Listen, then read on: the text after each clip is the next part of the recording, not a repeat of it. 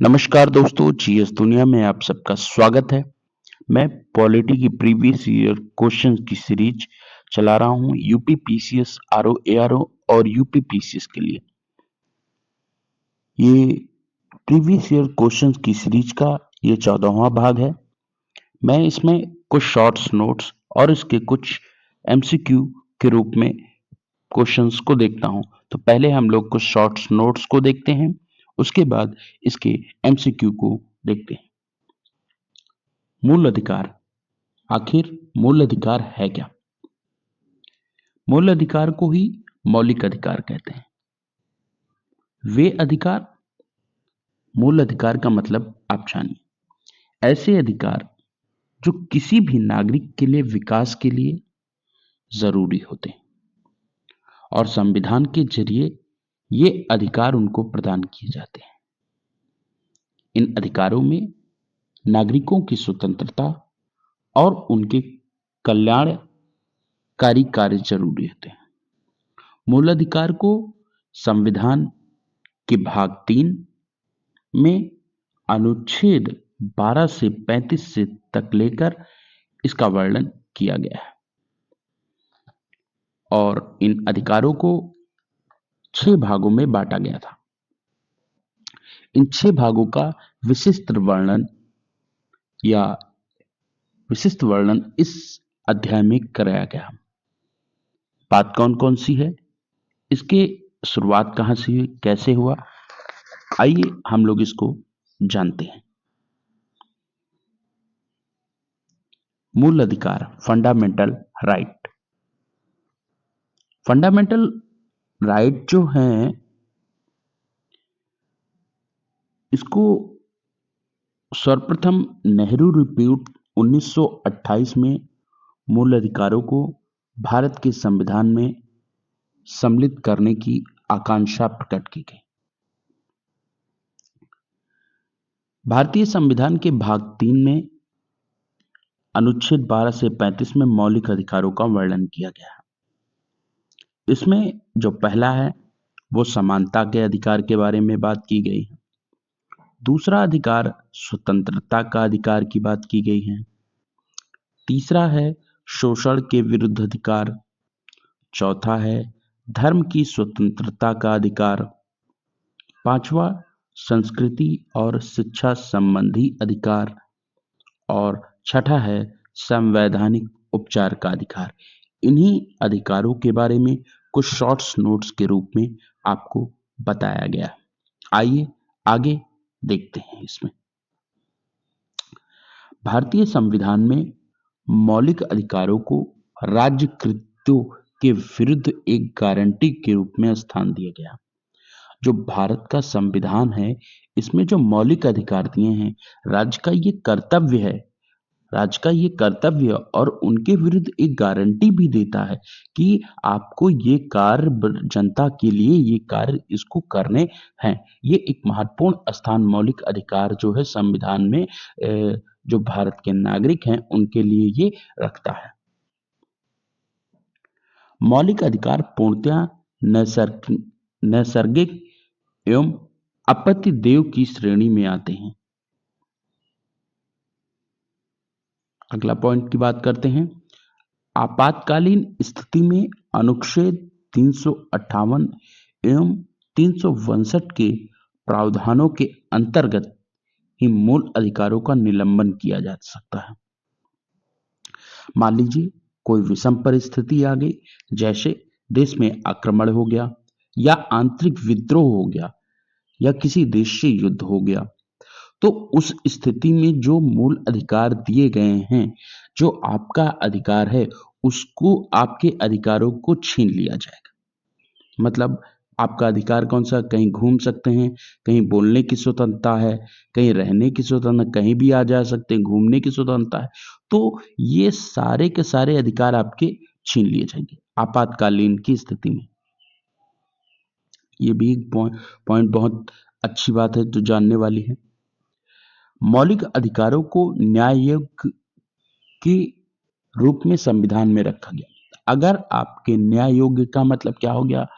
अगर आपके मौलिक अधिकारों का कोई हनन करता है या आपको जो अधिकार अभी आपको मौलिक अधिकार जो हैं वो नीचे बताए गए हैं, जो आपके मौलिक अधिकार दिए गए अगर उसका कोई विरोध करता है या आपके मौलिक अधिकारों को हनन होता है तो न्याय योग्य मतलब आप उसके खिलाफ high court, supreme court, lower court में एक याचिका दायर कर सकते हैं कि साहब इन्होंने मेरे ये इस इस रहने या खाने पीने में ये हमारे व्यवधान डाला है। न्याय योग्य मतलब हो गया कि उसको संविधान ने सुप्रीम कोर्ट के अंतर्गत रखा है या हाई कोर्ट के अंतर्गत रखा है, जिससे वो न्याय योजित हो सके, उस पे कानून के तहत जो है वो निर्णय लिया जा सके, कानून की सहायता ली जा सके उस पे जो है।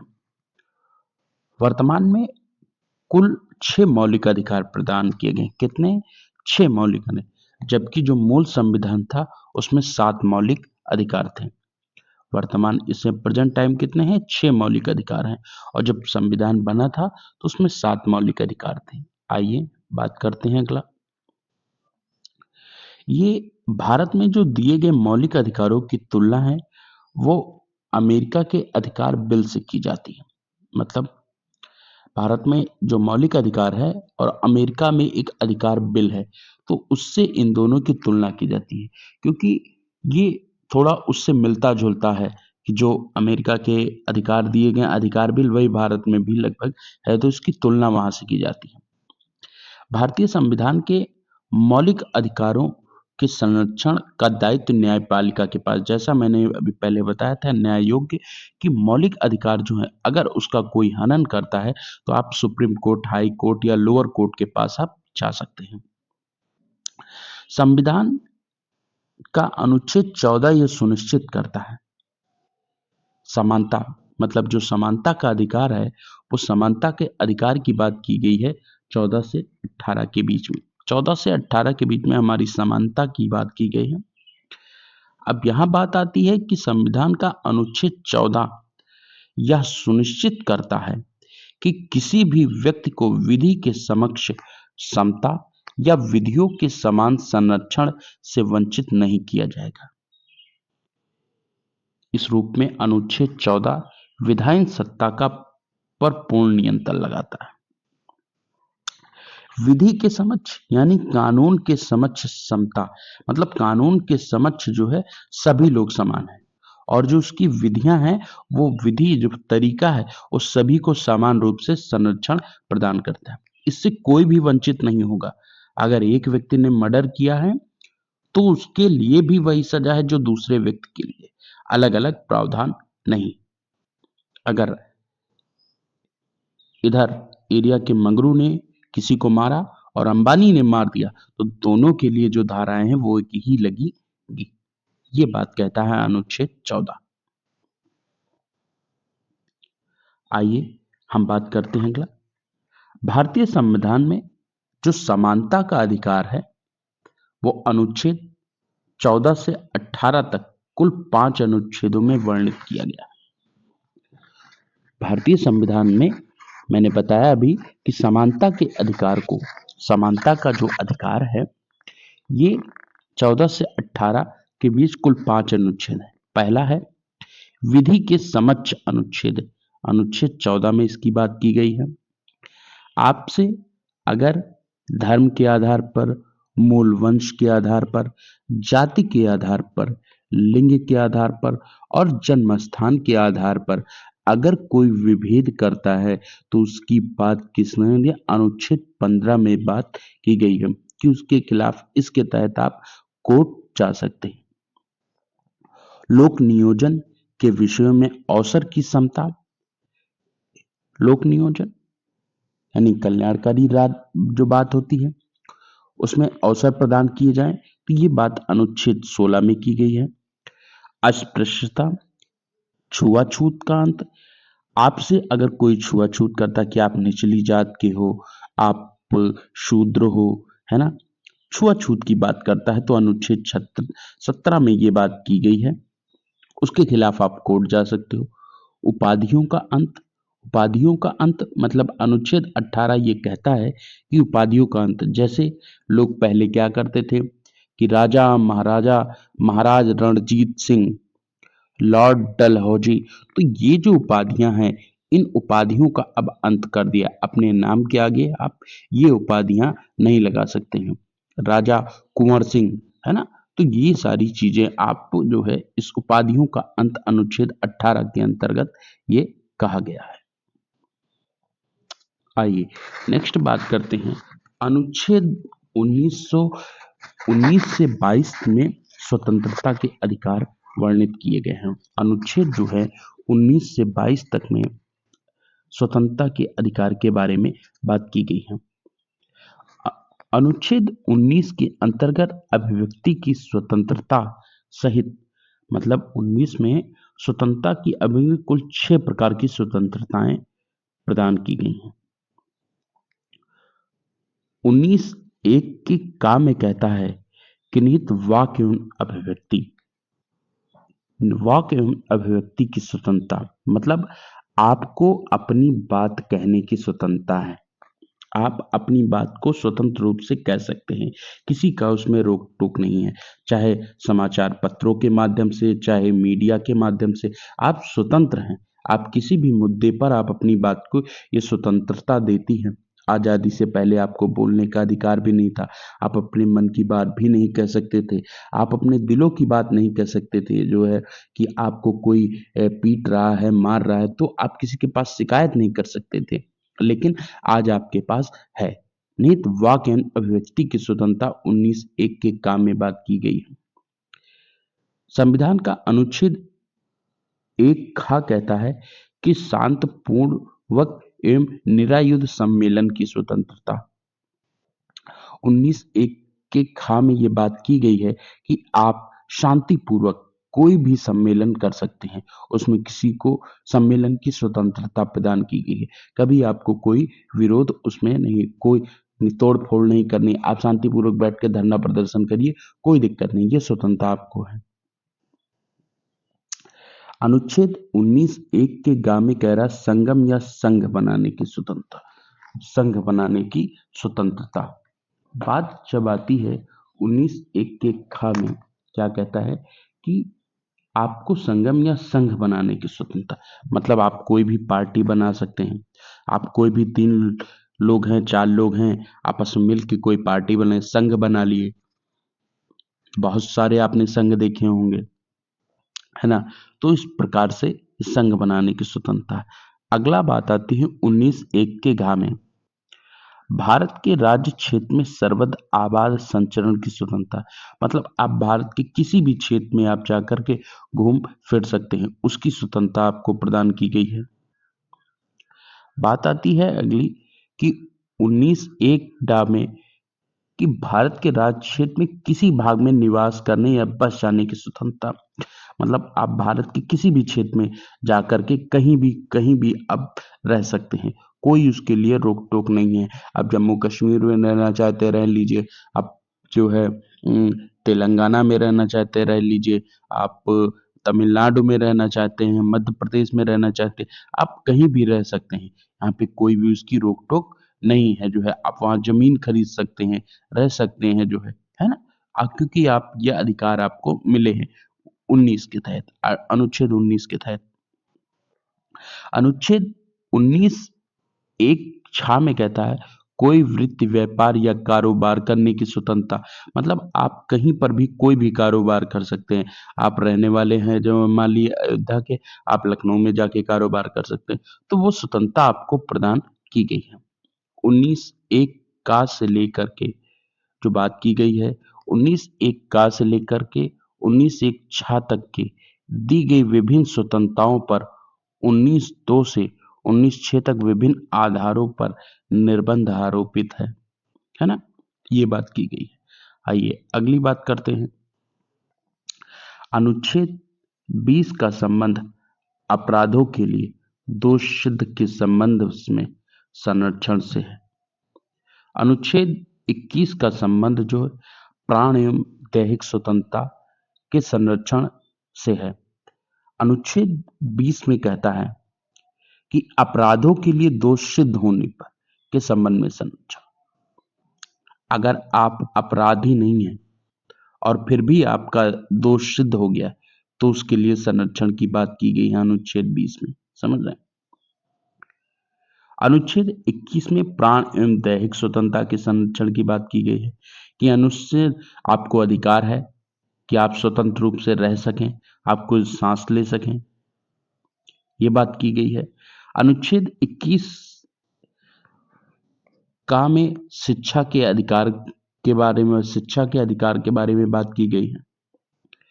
अनुच्छेद 22 में क्या कहता है? गिरफ्तारी एवं निरोध के संरक्षण का प्रावधान है कि मतलब अगर अनुच्छेद 22 कहता है कि अगर आपको किसी भी मामले में गिरफ्तार कर लिया गया तो भैया 24 घंटे के अंदर उसको कोर्ट में पेश करना है।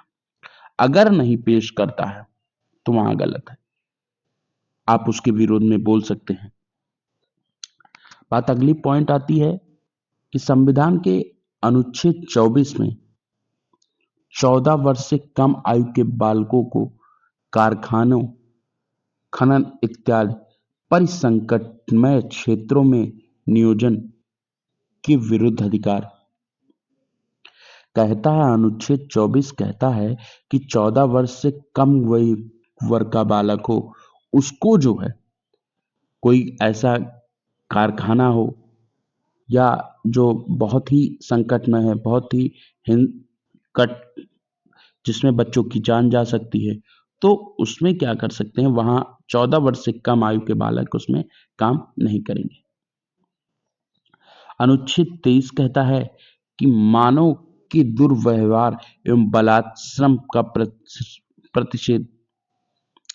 अनुच्छेद 23 कहता है कि मानव के दुर्व्यवहार मतलब मानव से दुर्व्यवहार या उसको जो गुलाम बनाते थे वो प्रथा, उसमें बलात्श्रम मतलब छोटे छोटे बच्चों में जो उनको काम कराया जाता था, को लोग घरों में उनको कर ले, तो ये बात नहीं होनी चाहिए, उसमें इसके प्रति अधिकार है।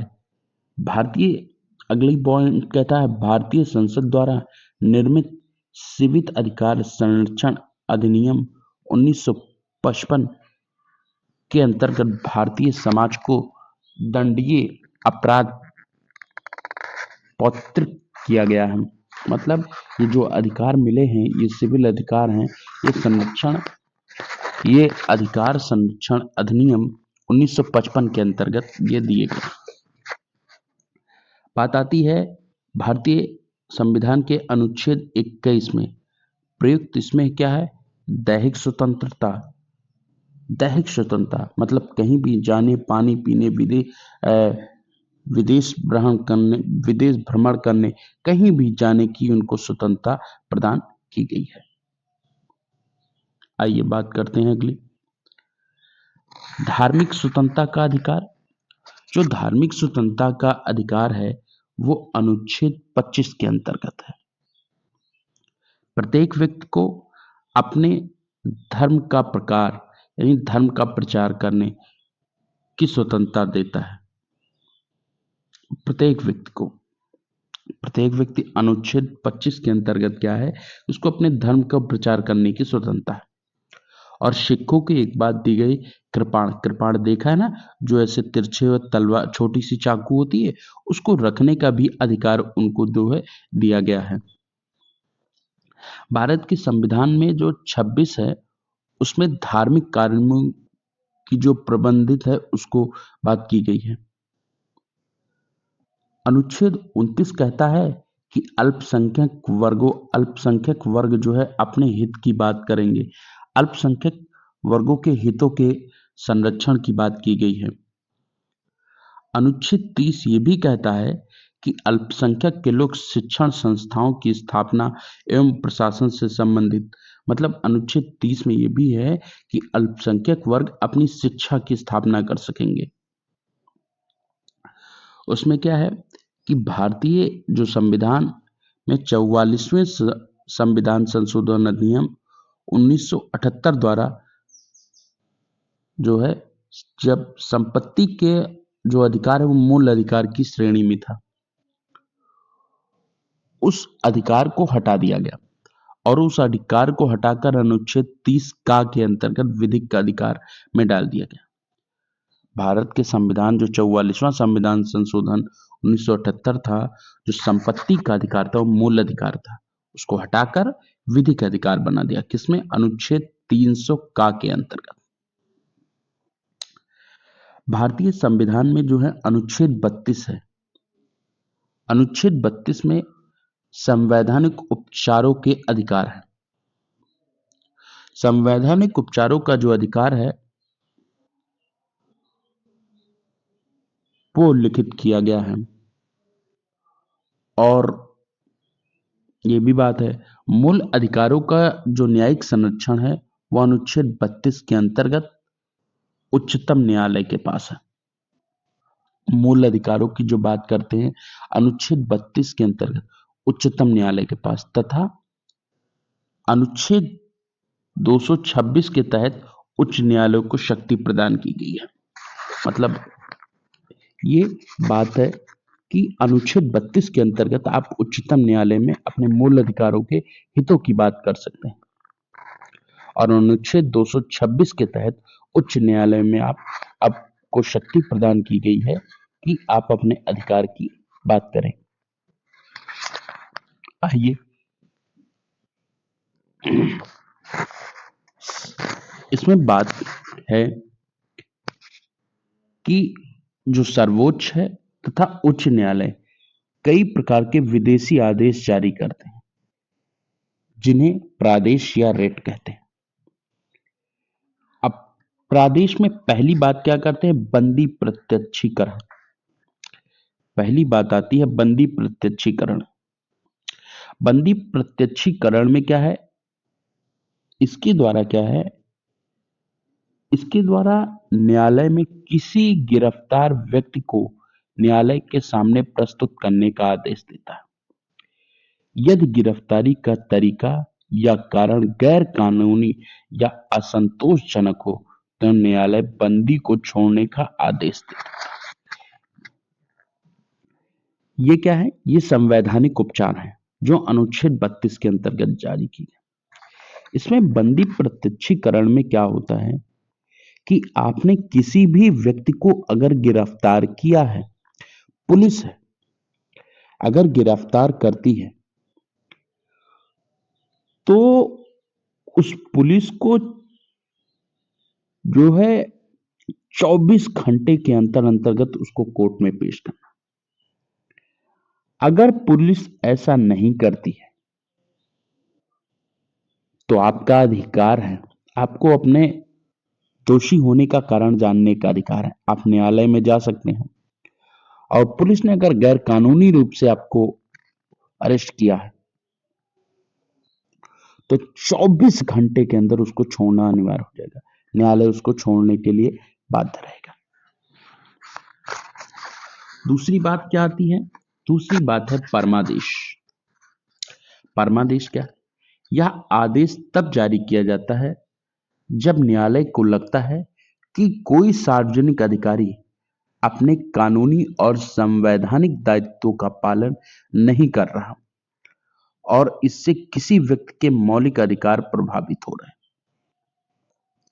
अब बात आती परमादेश क्या कहता है?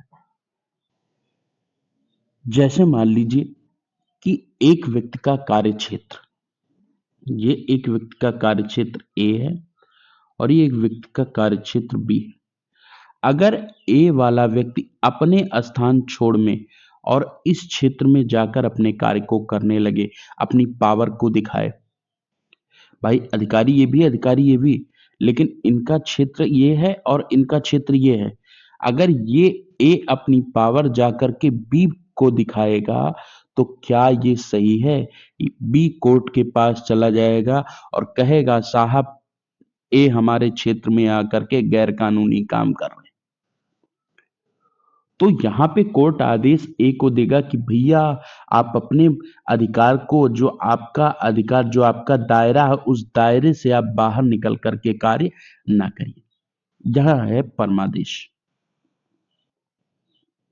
नेक्स्ट बात आती है निषेध। जब कोई निचली अदालत जब कोई निचली अदालत अपने अधिकार क्षेत्र का अतिक्रमण करके किसी मुकदमे की सुनवाई करती है, तो ऊपर की अदालतें उच्च न्यायालय या सर्वोच्च न्यायालय उसे ऐसा करने से रोकने के लिए निषेध आदेश जारी करती है। बात समझिए कि ये एक लोअर कोर्ट है, ये हाई कोर्ट है और ये सुप्रीम कोर्ट है। ये लोअर, ये हाई और ये सुप्रीम कोर्ट, ये लोअर कोर्ट। अगर लोअर कोर्ट में किसी व्यक्ति का मामला चल रहा है और उसकी सुनवाई यहां से वो हार गया,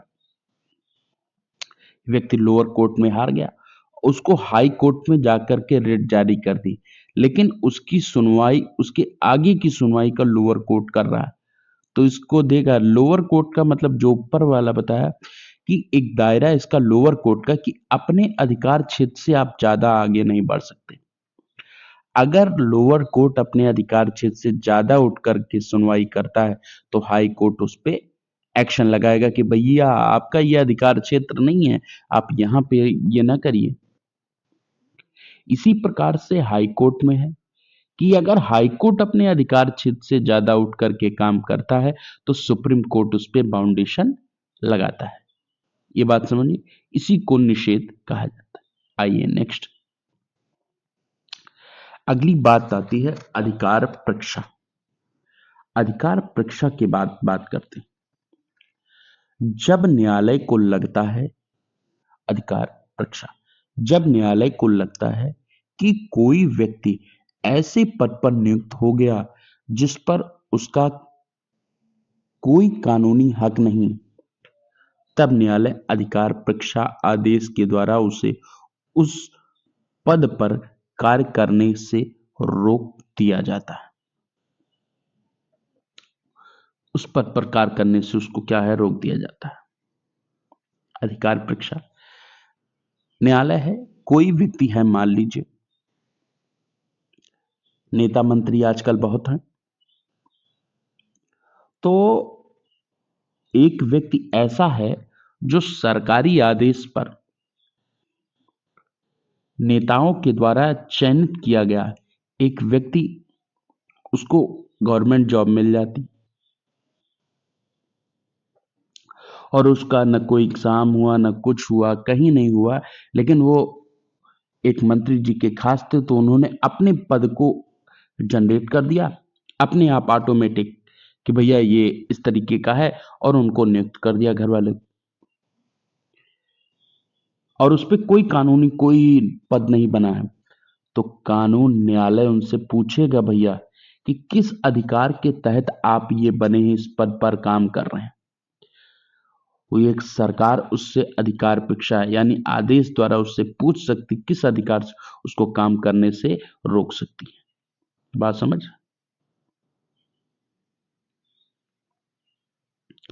तो ये अधिकार परीक्षा है। उत्प्रेषण, जब कोई उत्प्रेषण में देखिए, जब कोई निचली अदालत या सरकारी अधिकारी बिना किसी अधिकार के कोई कार्य करता है तो न्यायालय, उच्च न्यायालय या सर्वोच्च न्यायालय उसके समक्ष विचाराधीन मामले को लेकर उत्प्रेषण द्वारा ऊपर की अदालत में हस्तांतरित कर देता है। ये बात समझिए कि अगर कोई व्यक्ति है, कोई कार्य बिना किसी अधिकारी के जान में करता है तो उत्प्रेषण का मामला उसके ऊपर जारी किया जाता है। अगली बात आती है कि संविधान के अनुच्छेद 352 के तहत राष्ट्रपति द्वारा आपातकाल की उद्घोषणा किए जाने पर अनुच्छेद 358 के तहत अनुच्छेद 19 में वर्णित मूल अधिकार, जो मूल अधिकार है, वो स्वतः ही निलंबित हो जाते हैं।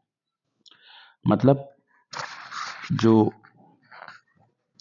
352 में आपातकाल की मान लीजिए कोई उद्घोषणा हो गई, तो अनुच्छेद 358 में जो अनुच्छेद 19 में वर्णित मूल अधिकार हैं, जो मिले हैं, स्वतंत्रता के जो अधिकार थे, वो स्वतः ही निलंबित हो जाते हैं।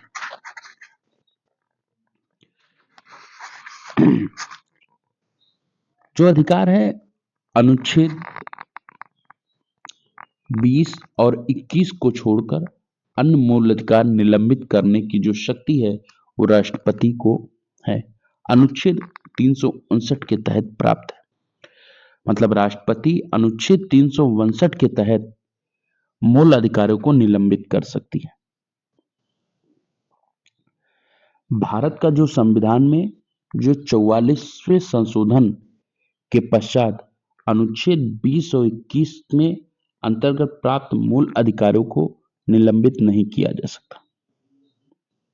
मतलब 20 और 21 का जो अधिकार है अनुच्छेद वो निलंबित नहीं किया जा सकता। पॉइंट अगला है, बच्चन सिंह बनाम पंजाब राज्य के मामले में उच्चतम न्यायालय ने बहुमत के निर्णय से यह अभिनिर्धारित किया कि मृत्युकारिता करने के लिए मृत्युदंड वैकल्पिक दंड अनुच्छेद 14, 19, 21 का अतिक्रमण नहीं करता और संवैधानिक है। मतलब बच्चन सिंह और पंजाब राज्य का एक मामला था जिसमें उच्चतम न्यायालय ने यह निर्णय दिया कि मृत्युकारिता मतलब वैकल्पिक, आप चाहते हो कि समय से पहले आपको मृत्युदंड मिल जाए तो ये अनुच्छेद 14, 19 और 20, 21 का ये अतिक्रमण करता है। इसमें आपको ये संवैधानिक अधिकार नहीं है कि आपको जो है मृत्युदंड प्रदान कर दिया जाएगा, है ना। तो ये कुछ शॉर्ट्स नोट्स थे जो मूल अधिकार के बारे में थे। अब इससे संबंधित जो प्रश्न आएंगे उन प्रश्नों को हम अगली सीरीज में देखेंगे और इससे संबंधित प्रश्नों को देख करके उसके क्वेश्चनों को हल करेंगे। तब तक के लिए नमस्कार, धन्यवाद, जय हिंद।